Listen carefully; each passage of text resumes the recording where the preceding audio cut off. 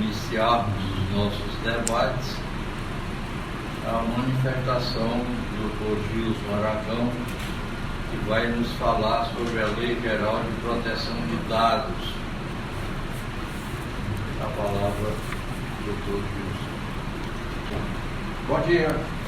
Bom dia. Obrigado aí pela participação, né, pelo convite. Nós vamos falar de um tema hoje que é um tema um pouco diferenciado, porque comumente a gente tem ministrado palestras aqui, né? Não tem assim, uma relação diretamente com tributação, diretamente, mas indiretamente tem. A gente vai observar durante aqui os nossos comentários, né? Então, é Lei Geral de Proteção de Dados.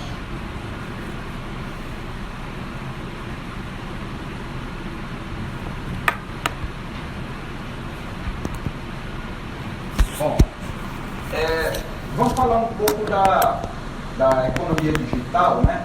Falar um pouco do processo histórico, do que nós estamos vivendo hoje com essas duas economias, a economia física e a economia digital, né?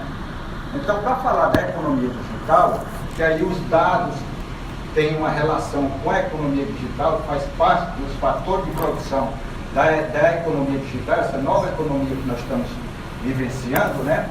Então, ela surgiu com a ARPANET, né? Lá nos Estados Unidos, nos anos 70, né? Que os Estados Unidos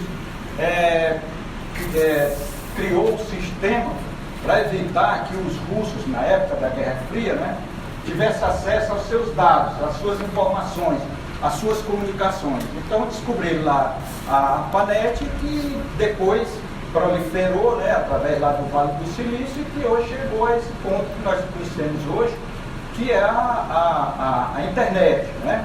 Então, tudo isso se deu nesse ambiente virtual, né? E aí eu tenho alguns, eu leio, né, para me basear no conhecimento, a pesquisa que eu faço na economia digital, eu leio alguns filósofos, alguns sociólogos. Dentre eles, eu indicaria aqui, vou falar sobre a Pierre Levy, que é a cybercultura. E são duas escolas, a escola canadense e a escola americana. A escola americana é o Thomas Kuhn e a escola do país do Canadá, a escola canadense, é o Pierre Levy, que é cybercultura. Então ele fala, o Pierre Levy fala que esse fenômeno que nós estamos vivenciando atualmente é um fenômeno recorrente. Isso já vem acontecendo ao longo dos anos, que a gente vai falar aqui sobre a revolução da terra, revolução dos bens de produção, a revolução industrial e até a revolução da informação. Então, um fenômeno recorrente. E a escola americana é liderada pelo Thomas Kuhn, que o livro dele é A Estrutura das Revoluções Científicas. Então, ele diz que o conhecimento ele é feito de freios e pedaladas, né? E que há uma ruptura. Por isso que os americanos gostam muito dessa expressão, né? Disrupção, né? Eles gostam muito dessa expressão. E tem um outro sociólogo, que é o Manuel Castells, né? Que ele é da Espanha, um espanhol, e que ensina há muitos anos, ele ensina lá no Vale do Silício, né, na Universidade de Califórnia. Então ele entende muito bem sobre isso que está acontecendo com a gente, né? O livro dele é A Sociedade em Rede. Tudo isso que está acontecendo nas eleições, a utilização das eleições, que é com as vendas dos dados que a gente vai ver, né? Eu li esse livro, são três livros que ele fala sobre a sociedade em rede, um relacionado ao efeito do trabalho, outro relacionado à economia e outro relacionado na sociedade. Tudo isso que nós estamos passando hoje, né, ele já tratava isso em capítulos, quando eu li há uns 5 a 10 anos, né? Então essa polarização que está acontecendo hoje no Brasil com as eleições, ele já falava isso no livro dele, né? e o efeito da internet, das redes sociais nas eleições, né? E aí ele fala também sobre a economia, fala sobre a questão do trabalho e emprego, é um livro muito interessante, né? E um outro que eu acho bastante assim, que me deu um suporte muito grande para entender essa nova economia, é o Zygmunt Bauman, né? Que é um sociólogo polonês que morreu acho que uns 2 anos, né? E que ele criou o conceito que nós estamos vivendo uma modernidade líquida, né? Não existe, nós estamos passando de um mundo tangente para um mundo intangível, né? Antigamente, nós vivíamos num mundo da certeza, né? Eu, por exemplo, ex-servidor público estadual da Secretaria da Fazenda, fiz um concurso e fiquei 38 anos na Secretaria da Fazenda. A gente tinha aquela certeza de que, ao iniciar naquele trabalho, naquele emprego, você ia passar o resto da sua vida. Hoje já não é bem assim, né? Nós vivemos em mundo líquido. Hoje, para quem vai fazer concurso, né, não sabe nem se vai se aposentar, não sabe nem se vai ficar naquela mesma função que o edital na época estipulou, né, como requisitos, né? Será que hoje eu estou vendo aqui colegas da auditoria da Secretaria de Finanças de Fortaleza, que no meu caso eu era auditor da Cefaz, as nossas mesmas atividades que nós fazíamos na época que o edital tinha como requisito, hoje nós não estamos mais fazendo, né? E ninguém sabe como é que a gente vai ficar. Então são esses 4 sociólogos e filósofos que eu indico para entender esse mundo que nós estamos vivendo. E aí nós temos a primeira revolução que nós tivemos, né? A revolução era quem tinha poder e quem tinha terra, né? Depois nós passamos para a segunda revolução, que era de bens e produção, né? Aí veio na Inglaterra a Revolução Industrial, né? Quem tinha poder, quem era dono de grandes empresas, né? E aí nós estamos nessa terceira revolução, que é a revolução da informação, né? Conhecimento e dados pessoais. Hoje, quem possui informação, quem possui conhecimento, né? É quem tem poder, né? E os dados pessoais nossos, a gente vai ver que é de suma importância para essa economia, né? Então, a economia digital, como conceitos, né? A gente pode ver, eu peguei de alguns doutrinadores, né? Que se refere a uma economia baseada em tecnologias de computação digital, né? Ela pode ser chamada também de economia da internet, economia da web, nova economia, né? E tem um termo que os americanos gostam muito de utilizar, que é essa expressão disruptivo, né? Ou inovação disruptiva. É um termo que descreve a inovação tecnológica, produtos ou serviços com características disruptivas, que provocam uma ruptura com os padrões, modelos ou tecnologias já estabelecidos no mercado. Exemplo de tecnologia disruptiva, né? É o que aconteceu com os taxistas, né? O Uber, né? Esse sistema de transporte, né? Que foi criado através dessa startup, né? Do Uber, lá no Vale do Silício, né? O sistema de transporte de táxi em todo o mundo, ele sofreu uma disrupção, não é mais o mesmo, né? Me lembro, doutor, que há alguns anos atrás, eu vinha do aeroporto e perguntei ao taxista, ele está com uns 10 anos, e eu disse qual era o valor da vaga, né? Ele disse, não, vaga nós não temos, a gente trabalha com a cooperativa, mas o valor aqui no aeroporto, se você quiser comprar em torno de 100 a 150 mil reais, era a vaga. E hoje conversando com um taxista, que quase não pego mais táxi, geralmente eu utilizo o Uber, ele disse, não, rapaz, isso tornou-se pó. O valor da vaga tornou-se pó. Ninguém tem mais interesse, né, de comprar a vaga de taxista. Então, é por essa razão que os americanos gostam muito dessa expressão, né, disrupção, né, que ela muda os padrões, a forma do modelo, né, da economia, daquele determinado setor. O Nicolas Negroponte, para a gente entender o que é economia física, para a gente entender o que é economia digital, né, Nicolas Negroponte usou uma metáfora para diferenciar a economia tradicional da economia digital. ele diz que a economia tradicional ela é produzida por átomos, né? Aqui, por exemplo, essa cadeira, por exemplo, foi produzida por átomo. Aqui é concentração de energia, tá? E a economia digital, ela é produzida por bits, né? Tudo que está aqui dentro, por exemplo, nós vamos falar acerca do software. Isso aqui é economia digital, produzida por quê? Por bits, ok? Então, para a gente diferenciar o que é a economia tradicional da economia digital, são esses dois exemplos. A economia tradicional é produzida por átomos e a economia digital produzida por bits, tá? E aí nós vamos já entrar em dados. Nós temos aí 4 letras, né, que fala acerca das gigantes empresas de tecnologia, que são as GAFA, né? G-A-F-A, né? Nós temos o G de Google, o A de Amazon, e o F de Facebook e o A de Apple. Acho que todos nós conhecemos essas 4 empresas. Essas 4 empresas, creio que 90% dos nossos dados, elas possuem.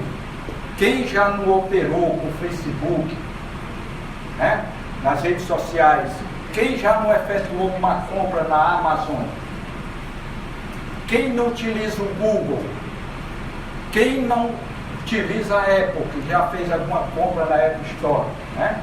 Então, todas essas empresas aqui, quando a gente utiliza essas empresas, com certeza absoluta, elas vão efetuar a coleta de nossos dados.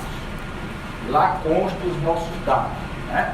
Então, essas são as 4 maiores empresas, né? Empresas digitais que possuem o maior número de dados no mundo, né? E essa economia digital, ela tem como fator de produção 2. Um é software.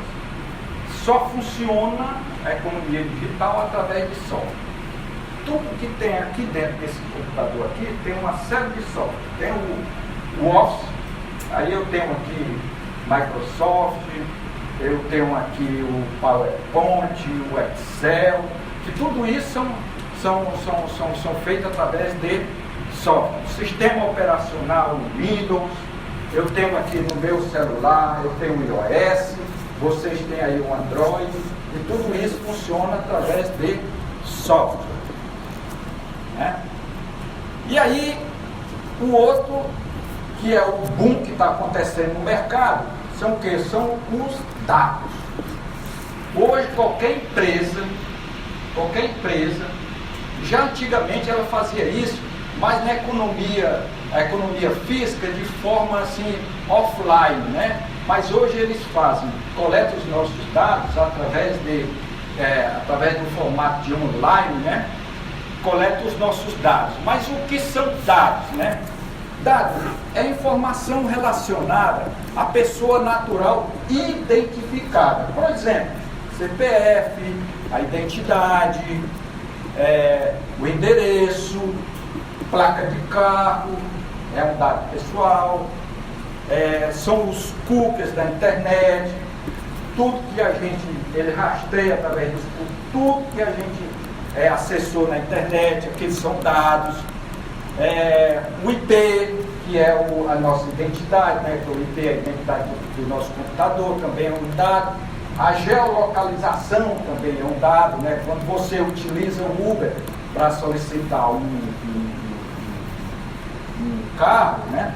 Então ali, aquela geolocalização ali do seu endereço, o Uber está sabendo, e aquilo ali, ele coleta aquele dado e vai para a sua base de dados, que é um grande Big Data, né?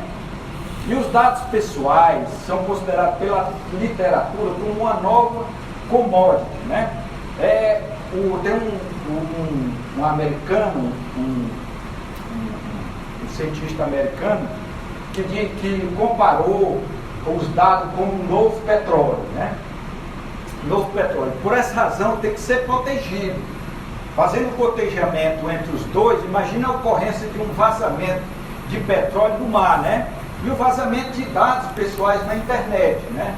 uma comparação, né? São muito parecidos os efeitos, né? E dentre os dados, aí tem uma questão super interessante. Nós temos os nossos dados sensíveis, né? Que dados sensíveis são esses? Origem racial, né? Étnica, convicção religiosa, opinião política, filiação a sindicatos ou organização de caráter religioso, filósofo ou político, dado referente à saúde, por exemplo, e à vida sexual, dado genético, biométrico, quando vinculado a uma pessoa natural. Então, todos esses tipos, né, são dados relacionados sensíveis, né? E esses dados estão por aí, desse ambiente virtual, né? E aí foi criado um novo tipo de comércio. Na economia tradicional, economia offline, né? O comércio era tido de uma forma que a relação não era tão interativa como é atualmente, né? Você ia a uma empresa e efetuava lá seu cadastro, ele pedia seu CPF, seu endereço, né? E fazia lá seu cadastro, e aqueles dados ficavam armazenados lá naquelas pastas, né? Agora, com o e-commerce, com a criação do comércio eletrônico, e os nossos dados passou a ser, gente, assim, motivo de muita preocupação, porque no mundo online a captação de dados ele é muito mais rápido do que no mundo offline, né, na economia tradicional, né? Então hoje você, para acessar qualquer site, você já tem que preencher lá seus dados, seu CPF, seu e-mail, que é um dado que você tem, né? Então essas empresas que comercializam, né, nesse ambiente online, né, que comercializam, elas detêm aqueles dados nossos, né, coletam aqueles dados, e aí, a partir daqueles dados, elas observam o seu perfil de compras, né, e aí a gente recebe informações de venda, de determinados produtos que você tem interesse em comprar, né, e ele fica enviando para você as mensagens, né. Então, há uma preocupação muito grande, tanto no Brasil, como também no exterior, né?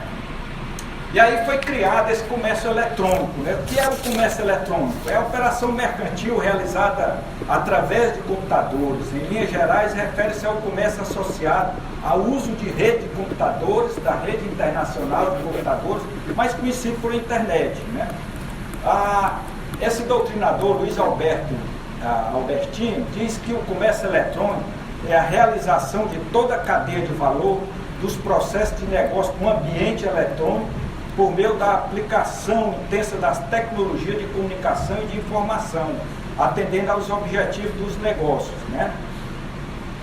Aí quais são os tipos de comércio que foi criado, né? O e-commerce criou. Ele criou 4 tipos de comércio. O B2B, ou seja, negócio entre empresas com empresas. O B2C, que é negócio entre empresa e o consumidor. O C2C, que é o negócio entre consumidor a consumidor, né? Então ele criou esses tipos de comércio, tá? E nesse ambiente virtual, né, todas essas empresas são possuidoras, né, dos nossos dados, né? Aí nós temos essas empresas.com aqui no Brasil, né? A gente compra, né, através da internet, né? E elas possuem, né, todos os nossos dados, né?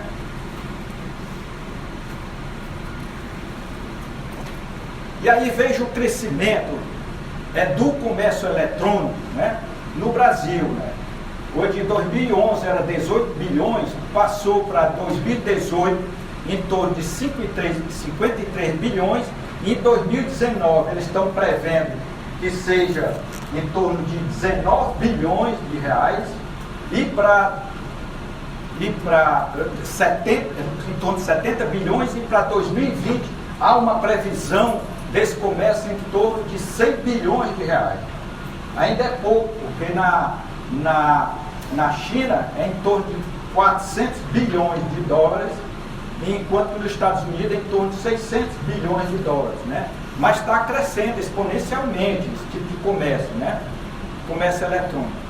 E aí, todas essas empresas que comercializam nesse ambiente online, elas possuem os nossos dados, né?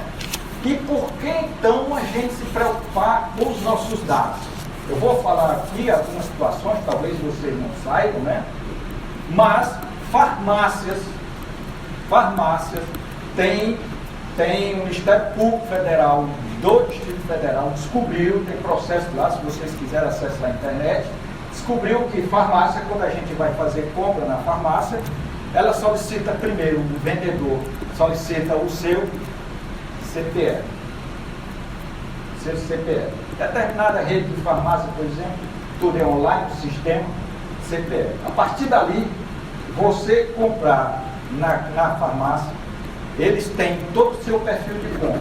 E se por acaso alguém tiver acometido de um câncer, por exemplo, diabetes, né, você compra e eles sabem o seu perfil de compra e eles estavam vendendo esses dados para as operadoras de plano de saúde. E as operadoras de plano de saúde estavam enviando mensagem, comunicação de aumento do plano de saúde ou até mesmo o cancelamento do plano de saúde. Isso é absurdo, né? Até o cancelamento do plano de saúde estava ocorrendo. Não sei se continua ocorrendo, né? Então a gente tem que se preocupar bastante com os nossos dados. Farmácia fazia isso, não sei se ainda faz. E a famosa indústria de venda de e-mail. Quem daqui não tem e-mail? Eu acho que ninguém.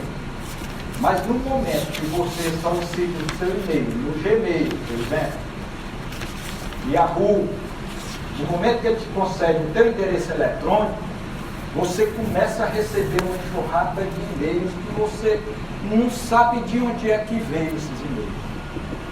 Da razão bem simples, nossos dados foram vendidos.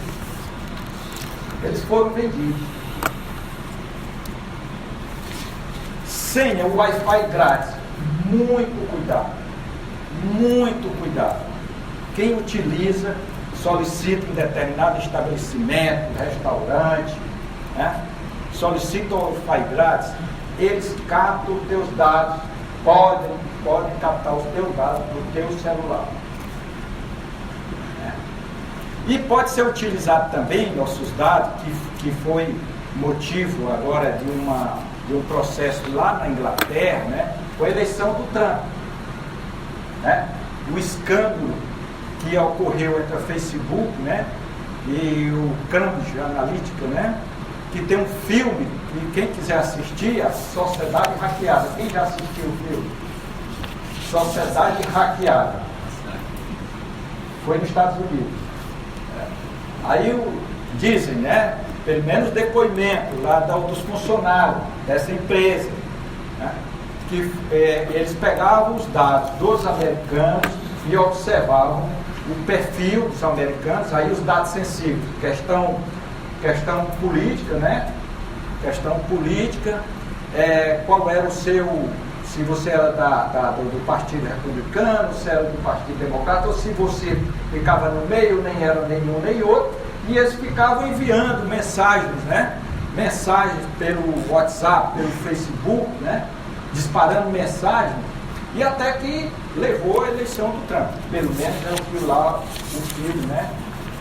Retrata, né? Não sei se isso é verdade, realmente.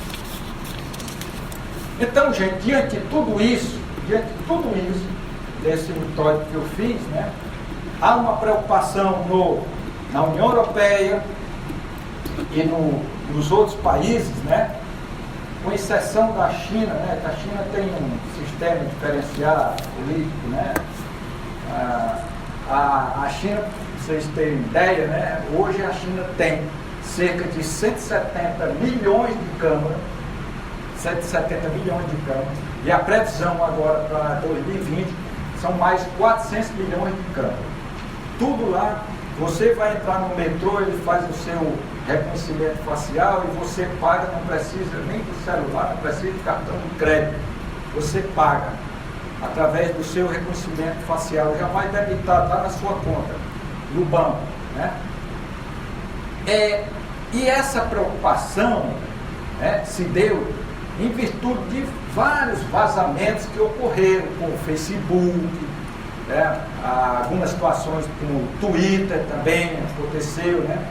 E aí a União Europeia foi o que ela fez. Ela disse, olha, eu vou perder a corrida para saber quem é que vai dominar no mundo a inteligência artificial. Vai ser entre a China e os Estados Unidos, eu não quero me meter. Agora eu quero proteger os dados dos meus cidadãos na União Europeia. Eu quero proteger. De que forma eu vou proteger? Aí eles instituíram lá o regulamento, o famoso GDPR, que é um regulamento geral, né, de proteção de dados da União Europeia. E aí, nesse regulamento, o que é importante, por que o Brasil também aprovou de forma assim, assodada, rápida, aprovou a Lei Geral de Proteção de Dados? Não é porque os congressistas pensam no bem-estar do povo brasileiro, na segurança dos nossos dados. Não, a questão é econômica. Porque a GDPR consta lá, nas suas diretrizes, que a empresa da União Europeia só pode comercializar com qualquer outra empresa em outro país, fora da União Europeia, se aquela empresa, determinada empresa, estiver em compliance com a privacidade de dados. Se não tiver, não comercializa. Portanto, os contratos comerciais entre a empresa da União Europeia e empresas de outros países, no contrato tem que ter uma cláusula, e a empresa, por exemplo, do Brasil estiver vendendo para a União Europeia, ela se compromete e diz que lá ela está em compliance com a privacidade de dados, proteção de dados. Ok? Então, por essa razão é que o Congresso Nacional aprovou a Lei Geral de Proteção de Dados. É uma questão econômica, né? E a Lei A 13.709 de 2018, aprovada ainda no governo Michel Temer, né? Foi aprovada com vigência para agosto de 2020, né? Porém, tem uma lei que foi aprovada posteriormente e que já possui vários artigos na lei que já está em vigor. Dentre elas, a que está em vigor, que nós vamos comentar, é a Autoridade Nacional de Proteção de Dados, que é uma espécie de agência, né, que vai fiscalizar as empresas, né? Essa agência que vai fiscalizar as empresas, já está em vigor. Bom, também tem projeto de lei no Congresso Nacional que estabelece a prorrogação por mais 2 anos da Lei Geral de Proteção de Dados. Também tem. Pelos comentários de vários especialistas que eu tenho observado, né, tudo leva a crer que a lei ela não deverá ser prorrogada. No entanto, que a gente vai ver a aplicação de sanção como penalidade, as multas devem ser prorrogadas por mais 1 ano ou 2 anos, né? Até que essa própria autoridade, que ela ainda é muito incipiente, ela não está bem estruturada ainda, né? Ela tem que se preparar para isso, porque vai ser um trabalho muito grande. É diferente de uma agência criada para regular o setor elétrico, é diferente de uma agência regulada para regular o setor de telecomunicações. E essa aqui não. Essa empresa, essa agência, ela vai ter que regular dados de todas as empresas. Então, qualquer vazamento que ocorrer, ela tem que ser notificada.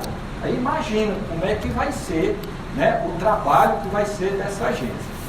Mas o certo é que nós temos esse projeto de lei que prorroga por mais 2 anos, né, a Lei Geral de Proteção de Dados, né? Os países que já adotaram, né, Lei Geral de Proteção de Dados, veja que o Brasil está super atrasado, ó. Argentina em 94, o Chile em 99, Uruguai 2008, México 2010, Colômbia também 2010, Peru 2011, Costa Rica 2011, Panamá 2016 e Brasil 2018, mas para entrar em vigor o efeito realmente, né, a partir de agosto de 2020, né? É teu ou meu? Pode pegar isso.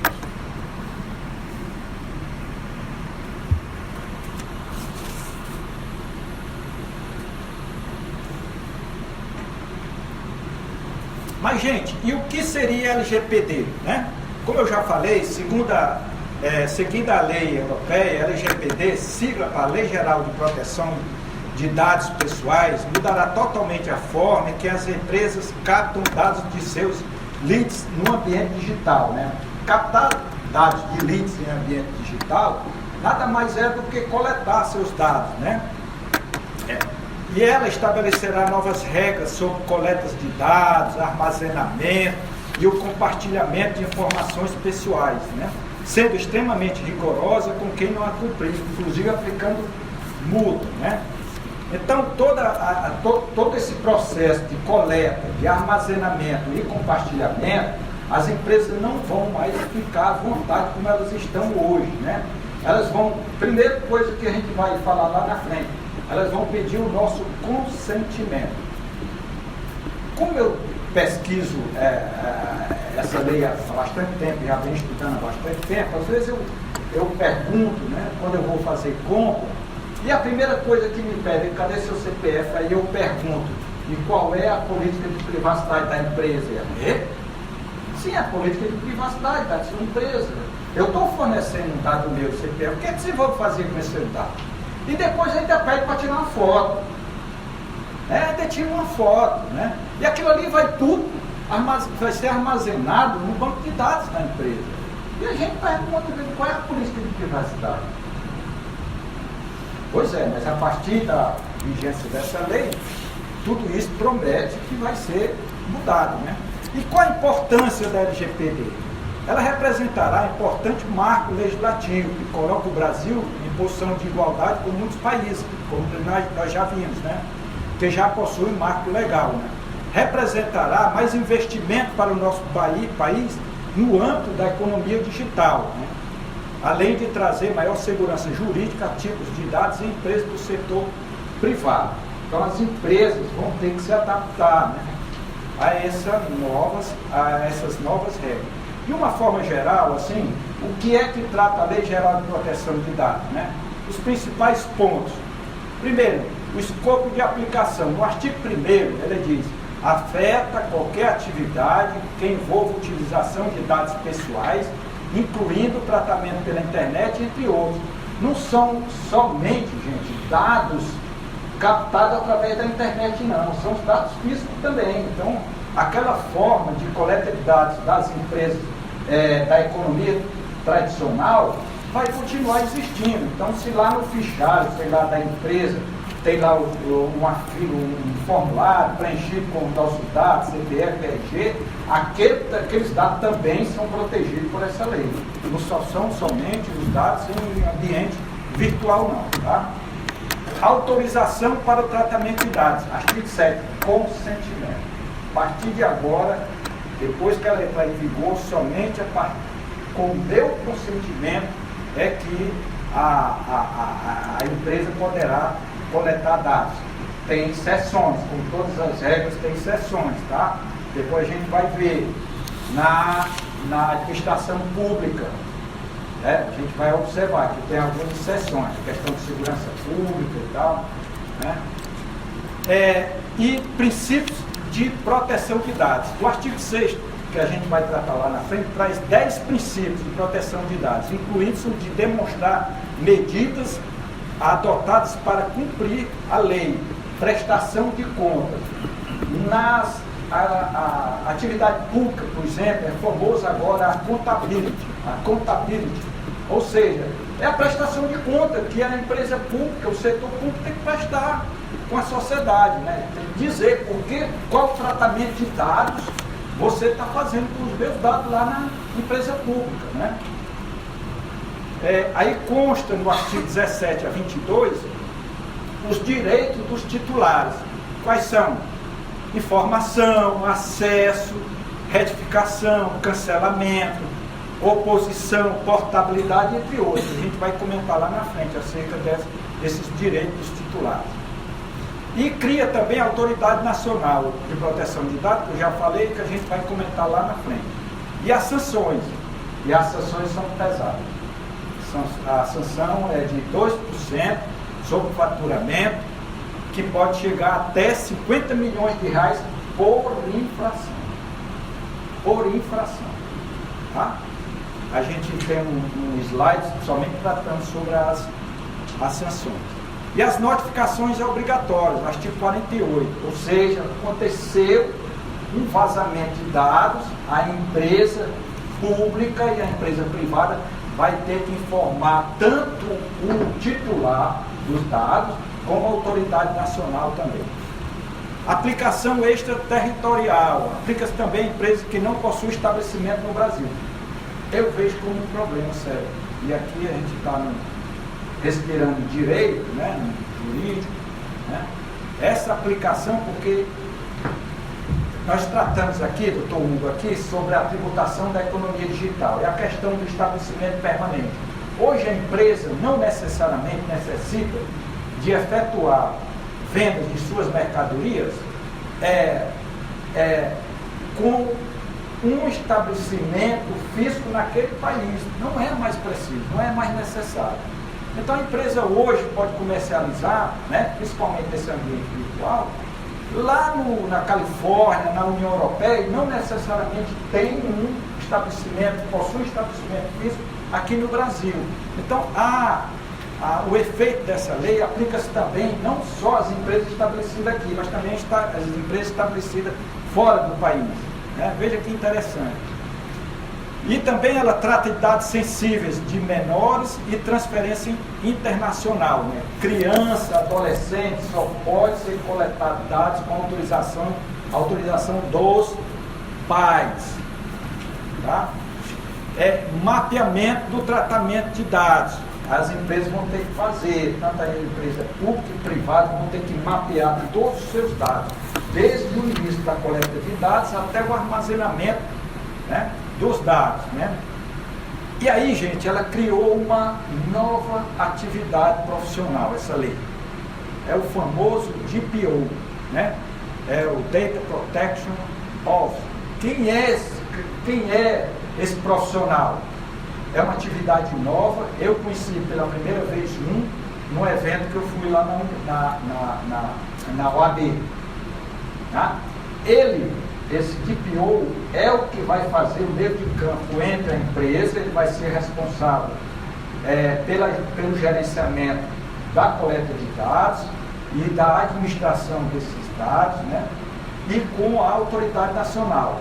E também, quando o titular do dado quiser uma informação, como vocês viram aqui, dos princípios, eu quero ter acesso aos meus dados, eu quero saber o que é que vocês estão fazendo com os meus dados, vocês estão protegendo de forma adequada meus dados, então eles vão ter que procurar quem? Esse tal de DPO, né? Para quem tem interesse, é uma profissão nova, né? Para quem tem interesse, qual é o requisito? Existem 3 empresas em São Paulo que certificam. Você faz um curso em São Paulo, lá, e aí você tem uma avaliação, você sendo avaliado de acordo com os critérios dele, você recebe um certificado e vai trabalhar em qualquer empresa. Aqui o que eu conheci de DPO é da Apvida. E aí fizeram até uma pergunta, né? Um pouco particular, assim, né? E perguntaram quanto ele ganha, né? Aí ele disse, não, alguns carrinhos, né? Bom, foi o que ele falou lá, ele ficou meio sem querer falar, né? Vocês conhecem ele? Né? Pois aí ele deu uma palestra lá, esse camarada lá. Foi o primeiro DPO que eu conheci aqui no Brasil. Tá? Então tem essa economia, né? A internet, tá, muitos comentários, está acabando com os empregos, está fazendo isso, não sei o quê, é o fim do mundo, não sei o quê. Tem gente que chora, né? Mas tem gente que vende lenço, né? Então essa oportunidade aí, tem muitas atividades aí, está sendo criada aí com essa economia digital. Que há uma oferta de emprego grande, agora precisa de competência, né? Bom, gente, privacidade, olha, no dia 28 de janeiro passado, já foi criado o Dia Internacional da Proteção de Dados. Dia Internacional da Proteção de Dados.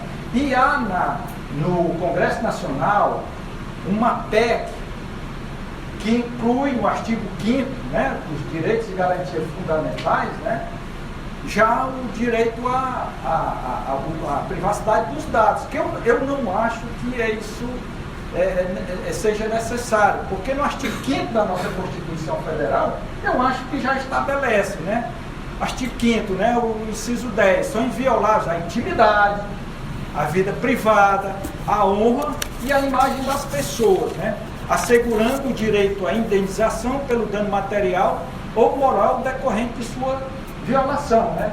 Mas o nosso legislador, né, às vezes fazem coisas que a gente não entende, como por exemplo, né, doutor, a imunidade para as prestações gratuitas, né? Ora, mas se são gratuitas, como eu posso tributar? Não, mas teve que ser incluído na Constituição Federal a imunidade das prestações gratuitas. A gente sabe por que razão, né? Foi para beneficiar a Rede Globo, né? As grandes redes, né, de TVs abertas, né?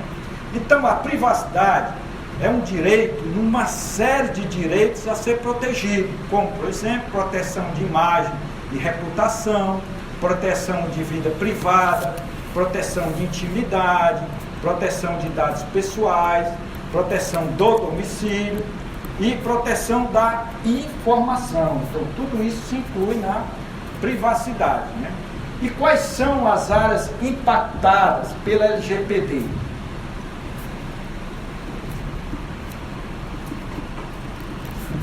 O difícil é saber quais áreas que não são impactadas, mas gerenciamento de processos jurídicos, olha aí, Chute, advocacia, tá? Vocês têm muitos dados, cuidado com os dados, compliance, que está pequeno aqui, deu para ler aí, doutor?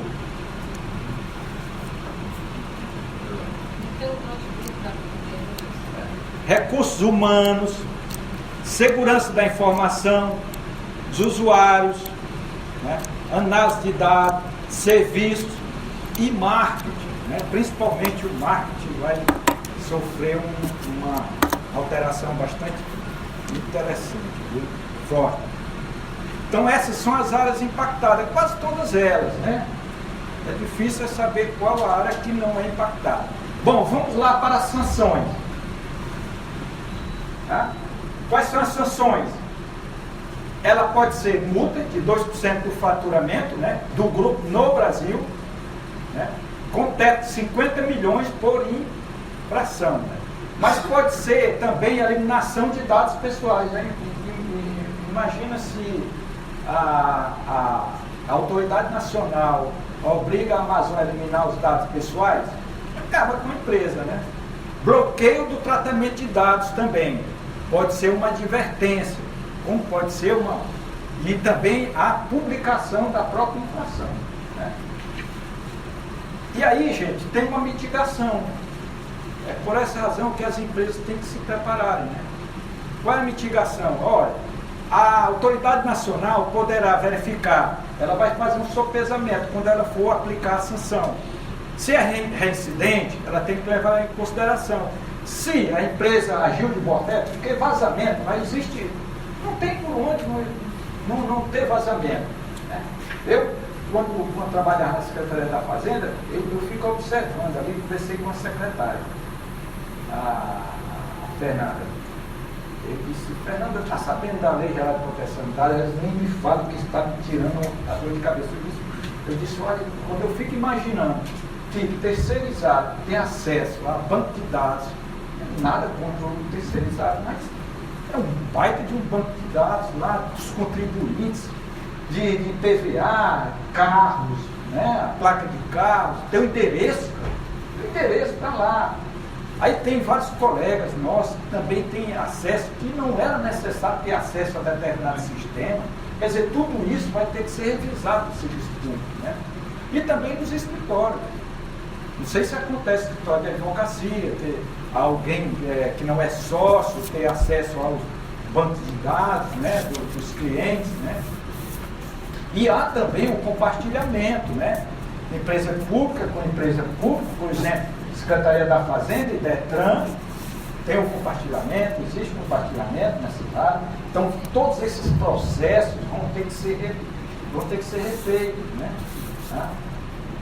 Então, a responsabilidade ela é muito grande com a proteção de dados. Aí ele tem que levar também em consideração a condição econômica da empresa, né?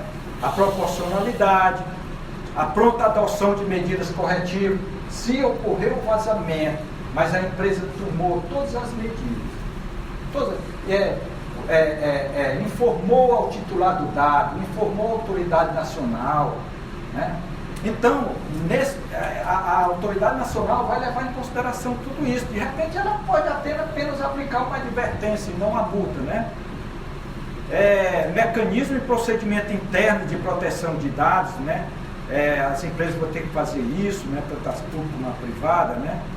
E políticas de boas práticas e governanças, né? Então, nas empresas, principalmente do setor público, né? Tem que ser feito cursos, né? Palestras, né? Conscientização dos colegas, né? Para a proteção de dados, né? E o grau do dano e a gravidade, né? E se ocorreu vantagem obtida ou pretendida. Então, há possibilidade da autoridade nacional aplicar essas sanções, tanto de advertência como de multa, ou eliminação de dados, mas aí ela pode levar em consideração o que ocorreu se as empresas tomaram as devidas precauções e apenas aplicar uma advertência, né? E aí, na aplicabilidade da LGPD, né? Ela não se aplica quando for realizado para fins exclusivos de segurança pública. Segurança pública. Porém, da forma como eu observei, que eu participei de seminário do cidadão lá, que é responsável pelo SPIA, lá da Secretaria de Segurança Pública. SPIA, doutor Hugo, é um sistema de segurança que o Estado do Ceará comprou e ele já prendeu gente. Ele demonstrou lá. Ele faz o reconhecimento facial, por exemplo, de quem é presidiário, dos presidiários. E aí alguém saiu, né? Solto e estava praticando crime aqui na beira-mar. Aí ele mostrou lá a foto lá do camarada, a câmera detectou e observou que era aquele camarada lá e prenderam o cara. Ocorreu no carnaval do ano passado lá na Bahia também, já prenderam com reconhecimento facial. E eu fui a uma palestra lá, dessa vez foi na Unifor, tinha uma delegada, desse tamanho aqui, mais valente que só. Aí ela falando sobre o SPIA, eu já conhecia, né? Assim, olha, nós pegamos, tinha um cidadão com 60% de possibilidade. Aí nós levamos ele para a delegacia, né? Aí fizemos lá uma inquisição e depois verificamos que não era, que não era ele. Aí no final, aquelas perguntas, eu disse, doutor, me diga uma coisa, mas com 60% vocês estão levando? Você tem algum problema você ir para a delegacia? Eu disse, tenho, não tem a senhora que é funcionária da Secretaria de Segurança Pública, delegada, mas eu saí na beira-mar, estava lá tomando a cervejinha, me divertindo, e ser conduzido para uma delegacia com 60%, ou seja, a Secretaria de Segurança Pública está fora, mas tem um dispositivo na própria lei que diz que vai ter que ter uma lei geral de proteção de dados para todos eles, Defesa Nacional e Segurança do Estado, né? Segurança do Estado e atividade de investigação e repressão de infrações penais. Não vão ficar assim totalmente à vontade, não. Vai ter que ter, vão criar regras, tá? E quais são os direitos dos titulares? Aí tem vários, gente. Explicação, confirmação da existência e tratamento dos seus dados pessoais. Eu tenho direito ao acesso, verificar se lá na empresa estão tratando de forma digna dos meus dados. Eu posso solicitar a retificação dos meus dados. Eu posso solicitar o cancelamento dos meus dados. Eu tenho direito também à portabilidade dos meus dados de uma determinada empresa para outra empresa. E eu posso me opor a determinadas situações que estão de tratamento de dados na empresa, né? E os princípios que são norteadores da LGPD é o da finalidade, né? Tem que ter uma finalidade específica, necessidade. Gente, só pode coletar dados aquele que realmente é necessário. Para que foto? Eu perguntei à nossa secretária, para que foto? O que vocês vão fazer com aquela foto? Não sei. Então, para que foto? Então, tem que ser o mínimo necessário. A transparência, informações claras, precisam de fácil acesso a seus dados, a segurança, né, dos dados pessoais, a prevenção, a adequação, né, se está compatível com a finalidade, né, e livre acesso, né, permitir de forma simples e gratuita o acesso aos titulares de dados coletados, né, qualidade dos dados, se estão tratando bem os meus dados, e a não discriminação. Não se pode coletar dados e efetuar discriminação com aqueles dados, né? E a prestação de contas, que é a accountability, né? Aí, gente, a lei cria 3 tipos de funções: a função do controlador, do operador e do encarregado. O encarregado é o DPO que eu falei para vocês, tá? O controlador é o gerentão, é ele que vai ser responsável por tudo que acontecer com seus dados na empresa. Mas para isso ele precisa de alguém que vai operar os dados, que ele chama de operador. E o encarregado, que é o DPO, esse que vai fazer o meio de campo entre a autoridade nacional e a empresa, né? Quem vai determinar vai ser a autoridade nacional. Na União Europeia já está tipificado lá na lei de que empresas que a partir de 250 funcionários. 250 funcionários é necessário ter essas três funções, né? Que pode ser função que a empresa pode utilizar até o pessoal do seu TI, né? De tecnologia da informação, de recursos humanos. E aí, já finalizando, nós temos um problema. Nós temos uma lei que protege os dados e nós temos uma lei de acesso à informação. E eu acho que nós vamos enfrentar debates jurídicos acerca disso, né? Eu acho que as duas devem necessariamente conversar para que sejam aplicadas de forma integrada. E aí, Jó, na hora que ela entrar em vigor essa lei, eu vou solicitar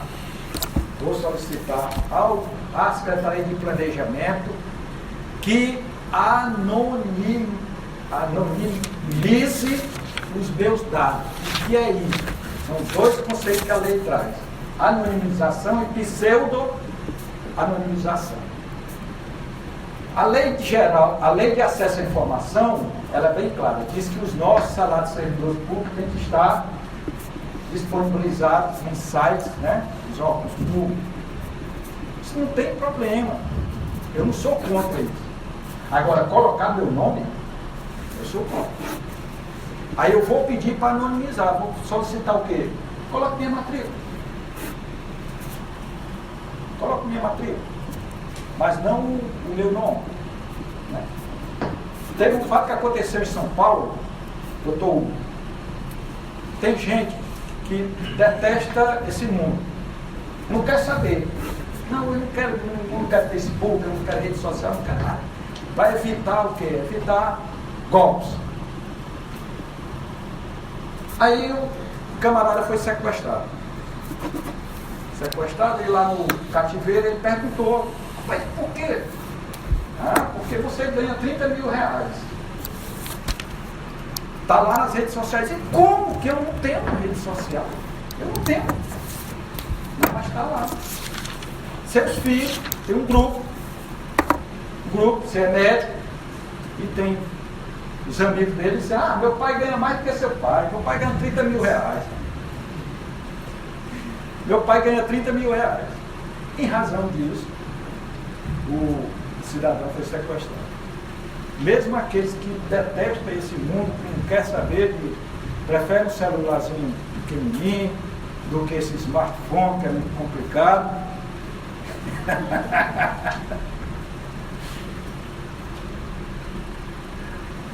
setores impactados com a norma. Como eu já falei, né? Esta lei aplica-se a qualquer operação de tratamento realizada por pessoa natural, por pessoa jurídica de direito público ou privado. Então, setor privado, todos impactados. Setor público, administração pública, pessoa jurídica de direito público, poder público e entidades públicas. E qual é a função, para finalizar, qual é a função da autoridade nacional? Essa agência que foi criada, né? Que já está em vigor, artigo 55J, né? Que inicialmente a lei foi aprovada e constava lá a criação dessa agência, mas o Michel Temer, ele não sancionou, ele vetou essa parte, porque o Michel Temer é constitucionalista, né? Ele viu que não era competência do Congresso criar a agência. Então ele vetou e depois enviou um projeto de lei que foi aprovado criando a Autoridade Nacional de Proteção de Dados. Qual a função dela? Zelar pela proteção dos dados pessoais, zelar pelos segredos comercial e industrial, elaborar diretrizes para a Política Nacional de Proteção de Dados e da Privacidade, fiscalizar e aplicar sanções mediante processo administrativo, apreciar petições do titular contra controlador e não solucionado por ele. Lembra o controlador, né, o DPO, né, encarregado, né? Promover o conhecimento sobre a proteção de dados pessoais, deliberar na esfera administrativa sobre a interpretação da LGPD, implementar mecanismos simplificados para o registro de reclamações e promover o conhecimento sobre proteção de dados pessoais, aqui é em caráter educativo, né? E editar normas, orientações e procedimentos simplificados e diferenciados para micro e pequena empresa, empresas de caráter disruptivo ou startup ou empresa de inovação. Bom, gente, então essas eram as informações que eu trouxe aqui para vocês, né? Inicialmente nós falamos acerca da economia digital, né? Que os dados estão relacionados a essa economia, né? Foi criado aí esse novo tipo de comércio, o e-commerce, né? Que essas empresas coletam dados assim de forma online, muito rápido, criam big data, né? De dados, e esses dados correm o risco de serem vazados, né? A União Europeia, preocupada com a proteção dos dados, né? Da privacidade dos dados, editou uma norma, né? Famosa GDPR, né? E na GDPR consta lá um dispositivo que qualquer empresa que comercializar com uma empresa domiciliada na União Europeia deverá estar em compliance com a Lei Geral de Proteção de Dados, né? E aí nós estamos com essa lei, o Brasil instituiu a Lei Geral de Proteção de Dados, que vai entrar em agosto de 2020, né? E aí as empresas estão apavoradas, porque até agora, na Exame eu vi uma pesquisa, apenas 15% das empresas estão em compliance com a Lei Geral de Proteção de Dados. Se vocês observarem essas grandes empresas que você opera na internet, né, elas já têm lá uma política de privacidade, né? Aí ela pede o seu consentimento, né, dos seus dados, você oferece. Eu, por exemplo, a Amazon eu gosto. É uma relação de segurança que eu tenho com ela. Ela coleta meus dados e ela diz, de acordo com o seu perfil de compra, eu vou enviar para você promoções relacionadas ao tipo de compra. Livro jurídico, que eu gosto muito, por exemplo, dessa área. E de vez em quando eu recebo mensagem, promoção de livro da comentário, LGPD e tal. Então é isso, né? Nós estamos nesse novo mundo, ela vai entrar em vigor agora, em agosto, vamos aguardar. E aí eu agradeço a presença de todos, mais uma vez, né? E aí o doutor Hugo vai fazer aqueles devidos comentários que ele faz inicialmente e fico à disposição para alguma pergunta, né? Se acontecer. Né?